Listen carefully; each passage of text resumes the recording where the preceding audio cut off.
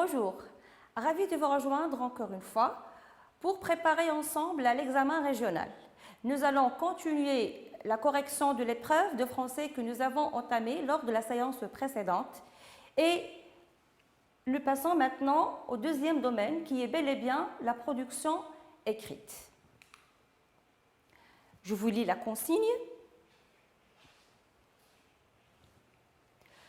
Dans le dernier jour d'un condamné de Victor Hugo, en raison de l'exécution inévitable de son père, Marie, encore petite, va devenir orpheline. En ce qui vous concerne, dites ce que représente d'ordinaire le père dans la vie des enfants et quels sont les risques qu'ils encourent en cas de sa disparition. Développez votre réflexion en vous appuyant sur des arguments variés et des exemples précis de votre choix. Je vous rappelle la grille de la correction de la production écrite et le barème de notation. Critères d'évaluation du discours. Un point attribué à la pertinence, respect de la consigne. 2 points attribués à la cohérence de l'argumentation, variation et choix d'arguments. 2 points à la structure du texte, organisation et progression du texte. Alors, au total, le discours est noté sur 5. Critères d'évaluation de la langue.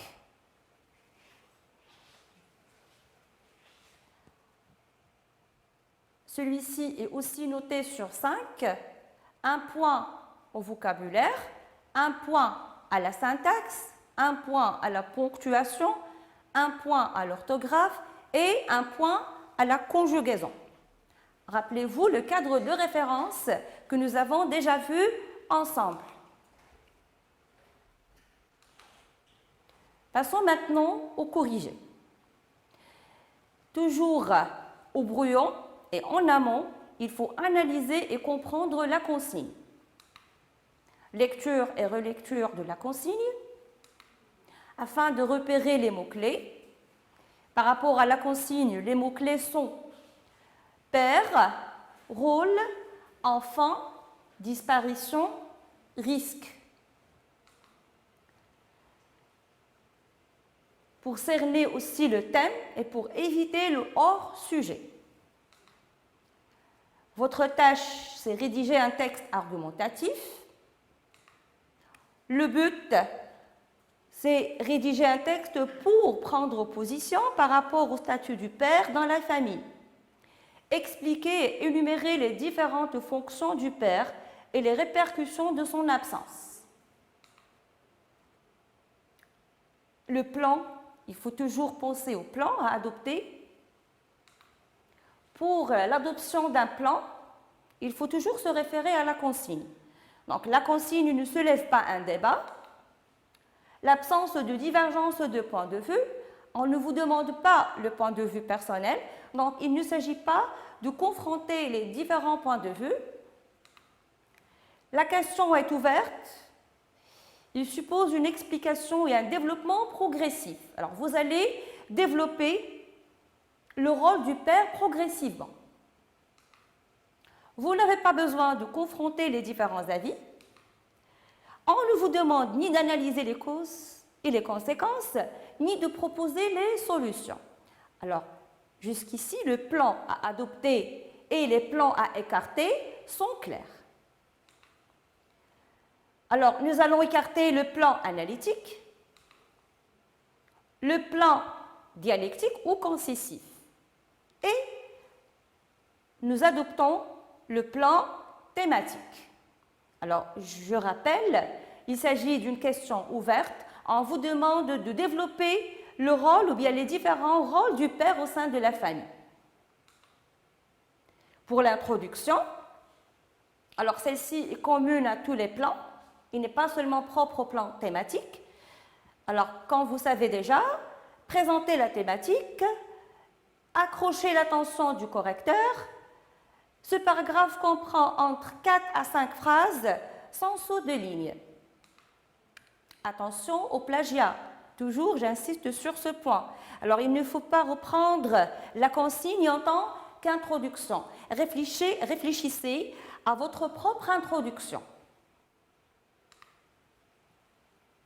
L'introduction se déroule en 3 temps.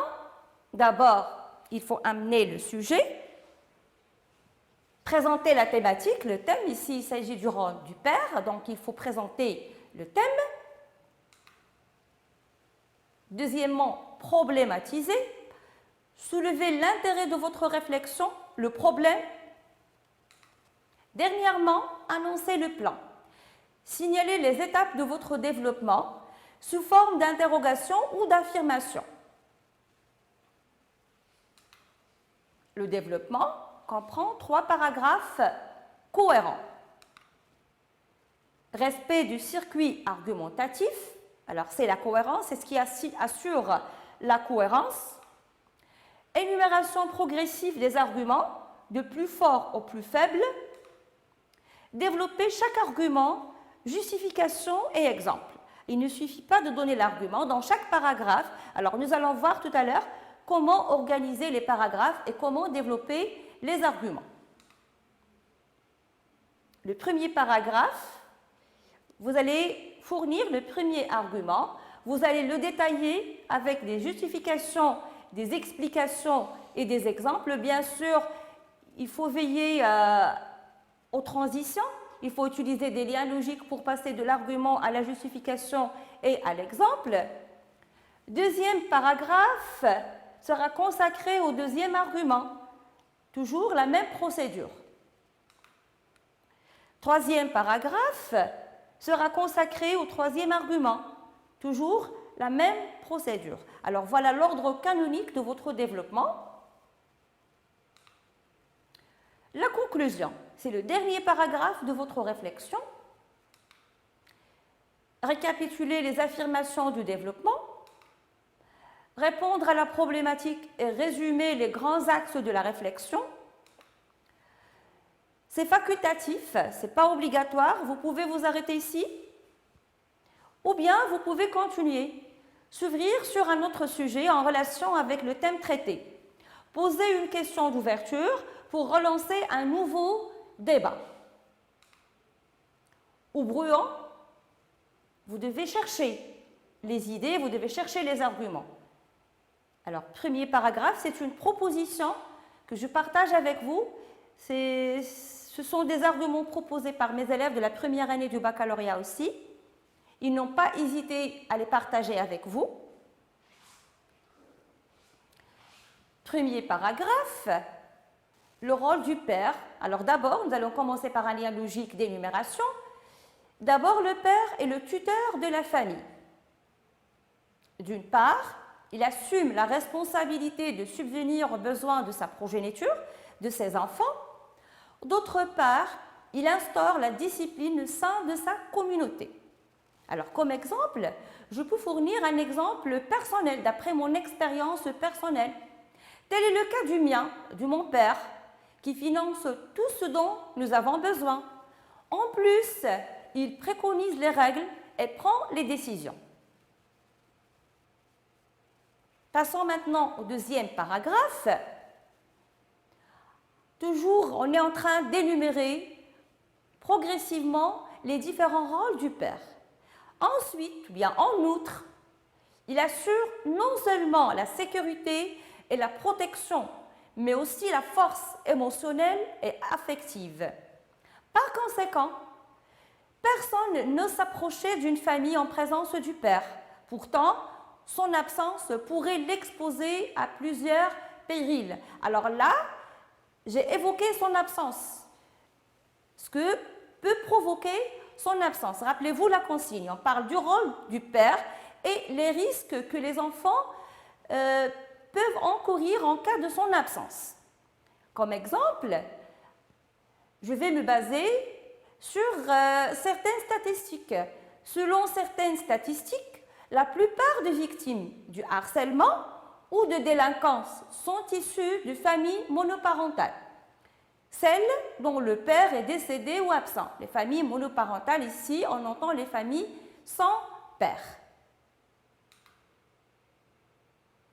Dernier paragraphe, troisième paragraphe. Enfin, on est arrivé maintenant à la fin. Nous avons listé les arguments. Alors, on est arrivé au troisième argument, on est arrivé au troisième paragraphe. Enfin, le père contribue à l'apprentissage et à la construction de la responsabilité de ses enfants. En effet, alors vous voyez toujours, j'emploie un lien logique pour passer de l'argument à la justification. Son accompagnement leur permet de s'ouvrir sur le monde. Il peut aussi les influencer et leur servir de modèle à suivre. L'exemple le plus éloquent est celui du Muallim Abdeslam, dans l'œuvre Le personnage, le père que nous avons dans La boîte à merveilles, qui a joué le rôle de l'initiateur social et religieux de Sidi Mohammed.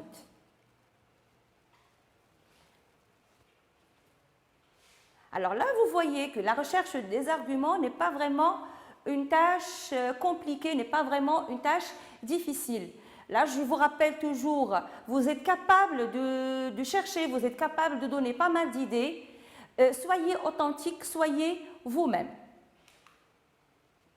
Proposition d'introduction. Alors là, je vous rappelle, au brouillon, alors je classe les arguments, je les cherche. Après, je passe à l'introduction. Alors, comme proposition d'introduction, toujours en respectant les étapes de la rédaction de l'introduction. Amener, présenter le sujet, problématiser, annoncer le plan. Personne ne contesterait que l'éducation des enfants est une mission suprême que chacun des parents assume avec amour et dévouement. Alors jusqu'ici, j'ai présenté la thématique. Je passe maintenant à la problématique. Pourtant, il est très fréquent de louer l'importance de la mère au détriment du père. Je passe par la suite à l'annonce du plan. Alors, quel rôle ce dernier joue-t-il au sein de la famille? Son absence aurait-elle un impact sur sa progéniture? Alors toujours, c'est une proposition, ou bien c'est une introduction proposée par mes élèves aussi de la première année. La même chose pour la conclusion. C'est la récapitulation. Au terme de cette réflexion, alors là, vous voyez, j'ai commencé par un lien logique qui introduit la conclusion. Et d'après les arguments démontrés ci-haut, alors j'annonce que je vais récapituler, nous constatons que le rôle du père est incontournable. D'ailleurs, sa présence dans la vie de ses enfants s'avère nécessaire. Or, son absence pourrait entraîner des répercussions irréparables. Alors, toujours par rapport à la consigne, j'ai répondu aux questions de la consigne. J'ai précisé les rôles.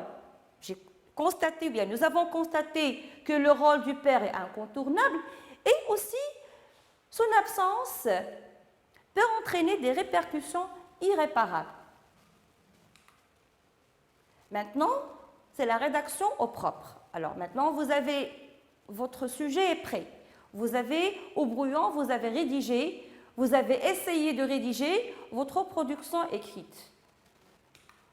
Alors, avant de commencer la rédaction au propre, relisez-la.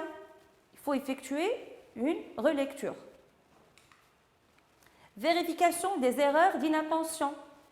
Vérifiez si vous avez oublié l'accord, les S, la conjugaison, la grammaire, la ponctuation. Rédaction du produit sur la copie sous forme de paragraphe cohérent. Merci pour votre attention et bon courage.